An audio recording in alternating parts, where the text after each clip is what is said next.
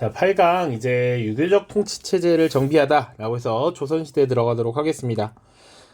기본적으로 어떤 나라가 만들어지면 그 초기에 국가를 운영하기 위한 통치 시스템을 갖추게 되죠. 그거 기반으로 보시면 되겠습니다. 자, 첫 번째입니다. 유교적 통치 체제를 정비하다. 자, 통치 체제 정비 방향은 어땠느냐라는 것부터 봐야겠죠. 자, 조선 건국을 주도했던 세력은 고려 말 신진사대부였습니다. 그 중에서도 급진파였고요. 급진파의 대표적인 인물 누구였습니까? 바로 정도전 같은 인물이었죠. 자, 이런 신진사대부들은 왕도 정치와 민본 정치를 중요시 여겼대. 민본은 백성들을 근본으로 여긴다는 것이고, 왕도는 뭡니까? 유교에서 말하는 이상적인 정치야.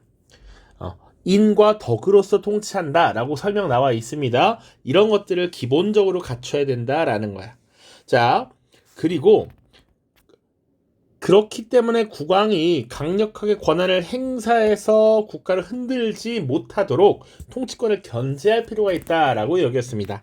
자, 그래서 왕권과 신권이 적절하게 타협하면서 통치 체제를 만들고자 했다라는 것이고요. 첫 번째 생략되어 있는데, 자, 태조 이성계에 대한 설명이 없어서 간단하게 미리 작성을 했습니다. 자, 나라의 이름을 조선으로 정했고요. 수도를 개경에서 한양으로 옮겼습니다. 그리고 성리학을 통치 이념으로 삼았죠. 신진사대부의 영향을 받았으니까. 자, 그리고 가장 중요한 역할을 했던 것이 바로 정도전이었고요. 이 정도전은 재상 중심의 정치 운영을 강조했습니다.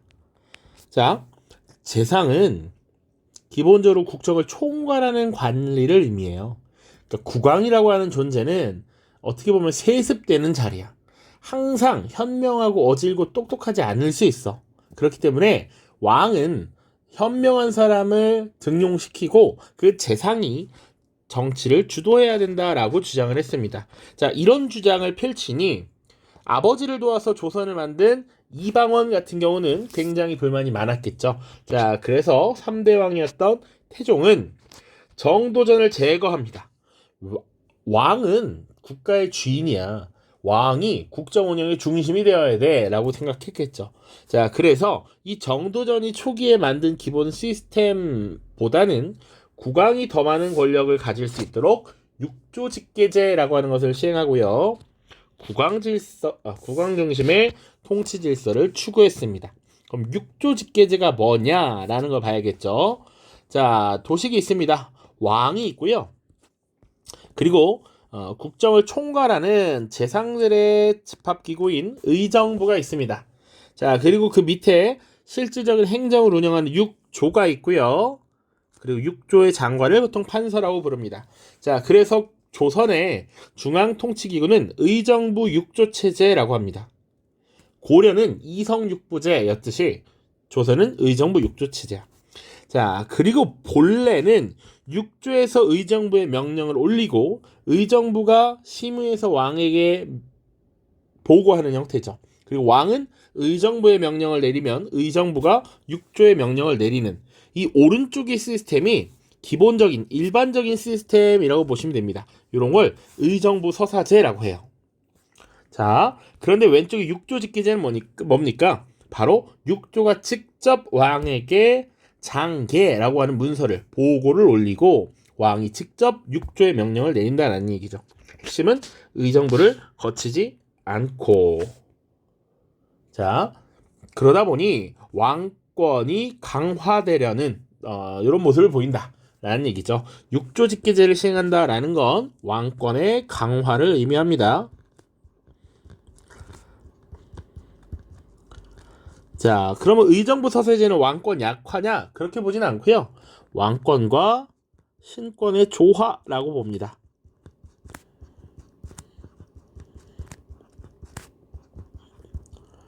자, 이거 보셔야 돼요.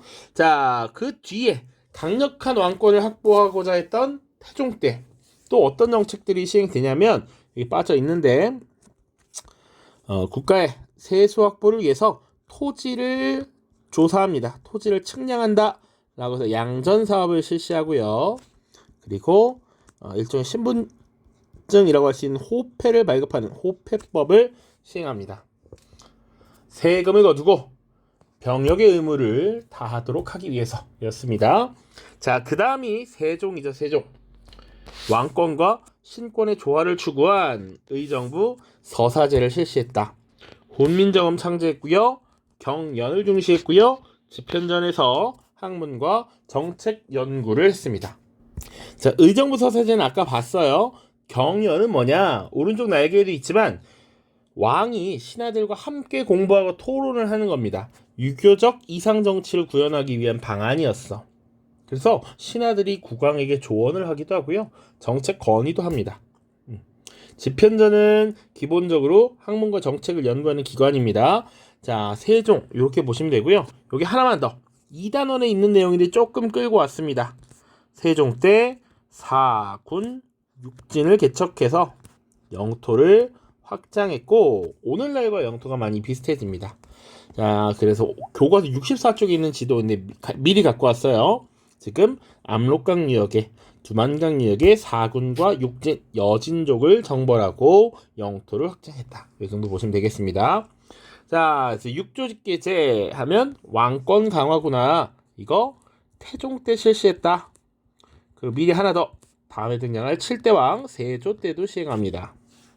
그리고 왕권과 신권의 조화 의정부 서사제의 경우 세종 때 시행했고요. 그리고 뒤에 성종이라고 하는 왕도 이런 모습을 보입니다. 자, 다음 슬라이드에 그래서 사실 지난 교육과정에 있었던 자료인데 한번 읽어보자 라고 지금 갖고 왔습니다. 위에 출처는 태종실록이에요. 의정부의 여러 일을 나누어서 6조에 귀속시켰다. 처음에 태종은 의정부의 권한이 막중왕을 염려하여 이를 없앨 생각이 있었지만 신중히 여겨 서두르지 않았다가 이때 일을 행하였다. 의정부가 관장한 일은 4대 문서와 중죄수의 재심에 관한 것뿐이었다. 4대라는 건 큰 나라를 섬긴다라고 해서 명나라에 보내는 외교 문서를 얘기합니다.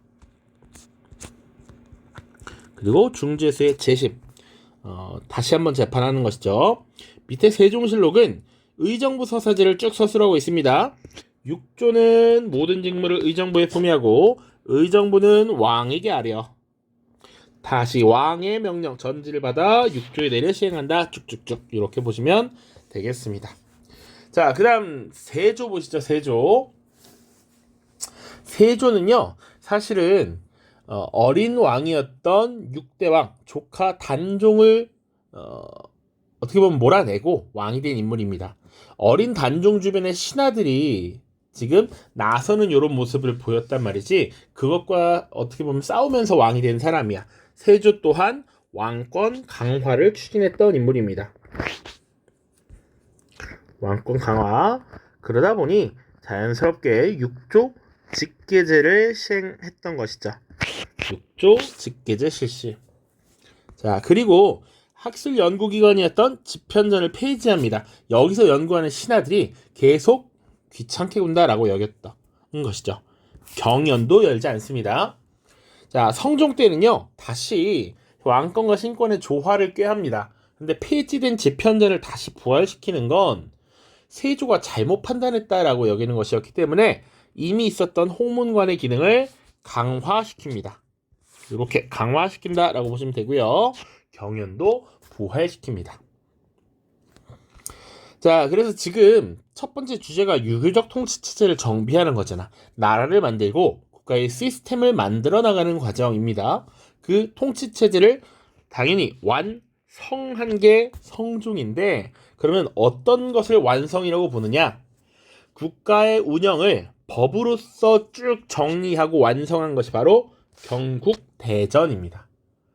자, 이 경국대전은 세조 때부터 만들기 시작해서 성종 때 완성이 됩니다. 시작, 완성 구분하시고요. 국가 운영 전반에 관한 규정을 정리한 조선의 기본 법전이 되겠습니다. 그래서 조선은 이것을 통해서 유교적 법치국가의 틀을 갖췄다라고 보죠. 그러면 두 번째로 그렇게 법으로서 규정된 중앙통치기구는 어떠했는가 보도록 하죠. 자, 중앙통치기구는요 국왕을 정점으로 해서 의정부와 육조가 중심이 되어 중앙 통치기구를 운영한다라고 했습니다. 우리 중앙통치기구 행정조직 공부할 때 항상 고려시대와 구분을 잘 하셔야 됩니다. 고려시대는 당나라의 제도를 수용해서 고려식으로 독자적으로 운영했던 이성 육부제였죠. 요거 구분하셔야 됩니다. 고려는 이성 육부제, 조선은 의정부 육조 체제.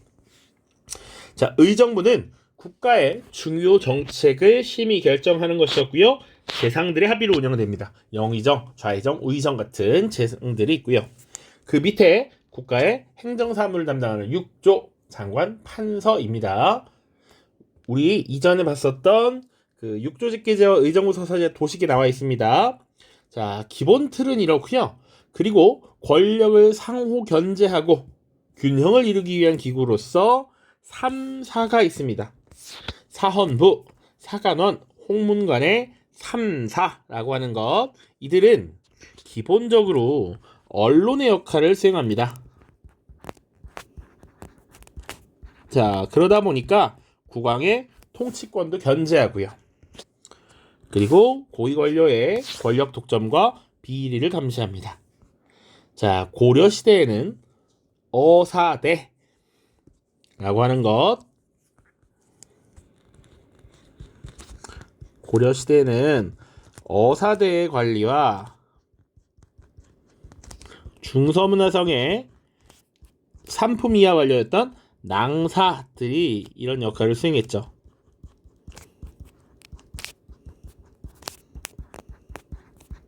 이들이 대간의 기능을 수행했다라고 얘기했습니다. 유사합니다.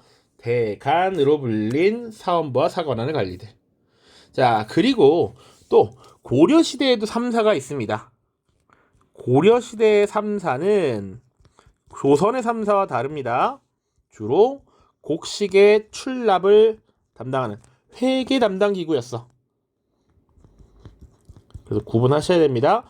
고려의 3사는 회계 담당, 조선의 3사는 언론 기능 보셔야 됩니다. 자, 오른쪽에 도식 나와 있으니까요. 기본 틀, 의정부, 육조체제, 그리고 지금 3사 다뤘습니다. 언론 기능을 수행했다. 자, 그 외에 보시죠. 승정원과 의금부가 있는데요. 왕의 비서기관, 왕의 특별사법기관입니다. 이것은 왕권을 보좌하는 역할.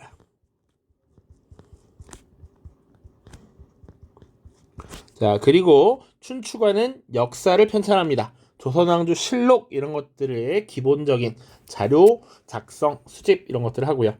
최고교육기관 성균관, 그리고 수도 한성의 행정과 치안을 담당하는 한성부가 있었습니다.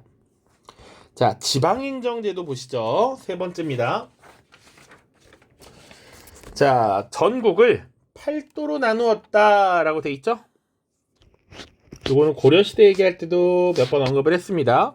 요거에 대해서도 쭉쭉 정리를 해보죠. 자, 요거는 비교 참조하라는 얘기입니다. 우리 신라는요, 통일 이후에 전국을 9주로 나누었고요. 군사 행정상 요충지에 5소경을 설치했습니다. 고려는 전국을 5도로 나누고요. 이건 일반 행정구역, 그리고 군사 행정구역으로 양개를 두었습니다. 물론 수도와 그 주변에 경기도 있었습니다.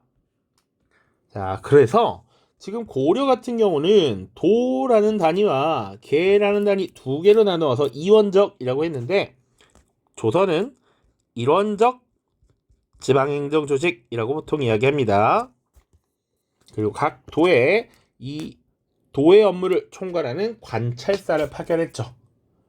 고려는 5도에 안찰사를 파견했었습니다. 자, 그리고 도 아래에 부, 목, 군, 현 행정단위를 설치했고요. 모든 행정단위에 수령을 파견했습니다. 그리고 향, 부곡, 소도 일반 군현으로 편성했었죠. 요거 고려시대와 비교하셔야 됩니다. 자, 고려시대에는 주현도 있고, 지방관이 파견된 주현, 파견되지 않은 속현, 특수행정구역, 향, 부곡, 소가 따로 있었죠. 그래서 주 현에 파견된 지방관이 속현과 향부곡소를 모두 관리했습니다. 자, 수령과 향리의 임무도 보시죠. 수령은 왕의 대리자로서 지역의 행정, 사법, 군사권을 모두 행사합니다. 그리고 농사를 장려하면서 민본 정치의 실현을 위해 노력하죠. 그래서 조금 더 심화 자료인데 지방관의 임무라고 해서 수령이 해야 할 7가지 일이라는 자료 갖고 왔습니다. 농사와 양잠을 번성하게 하는 일, 학교를 일으키고 소송을 간략하게 하고 간사하고 교활함을 없애고 군정을 닫고 호구, 인구를 늘리고 부역을 고르게 하는 것, 뭐 이런 얘기들이 있었습니다. 그래서 수령은 왕의 대리자로서 지방을 잘 경영해야 되는 존재였다. 자, 그리고 수령이 몸이 여러 개가 아니니까 그 고을 전체를 다 일일이 샅샅이 보기는 어려워. 그러다 보니까 실무를 보좌하는 향리가 있었죠. 자, 이 향리는 실무를 보좌하는 역할로서 지위가 낮아졌는데 이 낮아졌다라는 기준은 고려 시대보다 상대적으로 낮아졌다 라고 보시면 되겠죠.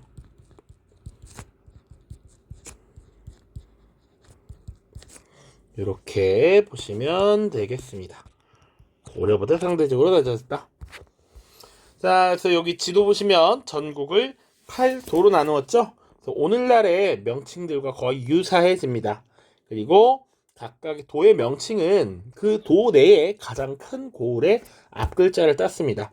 함경도 보시면 함흥과 경성, 우리 강원도 강릉, 원주, 경상도 경주와 상주, 전라도 전주와 나주, 충주, 청주 이런 식으로 경기는 서울 주변이고요. 황주와 해주, 평양과 안주 이런 식입니다. 그래서 8도를 두었다.